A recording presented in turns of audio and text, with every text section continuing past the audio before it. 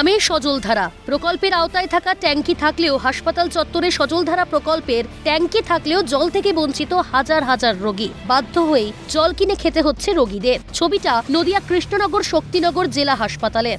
আমার চিত্র সাংবাদিক সুদীপকে আমি দেখাতে বলবো, এই যে সজলধারা প্রকল্পের যে জল, সেই জলের কিন্তু দীর্ঘদিন ধরে বেহাল অবস্থা, তা বন্ধ হয়ে পড়ে আছে।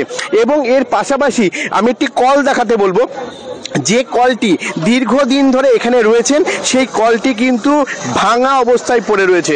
আমার চিত্র সাংবাদিক সুদীপ সেই ছবি দেখানোর চেষ্টা করছে।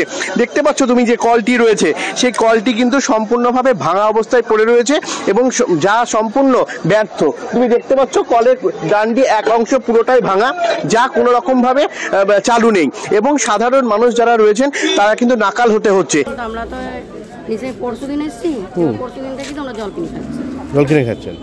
চিকিৎসা পরিষেবার কথা না হয় তোলাই থাকলো, প্রয়োজনের জলটুকুও মিলছে না হাসপাতালে। এই ছবিতে বদল আসবে কবে, সেই প্রশ্নও থেকেই যাচ্ছে। নদিয়া থেকে তন্ময় ভট্টাচার্যের রিপোর্ট, ক্যালকাটা নিউজ।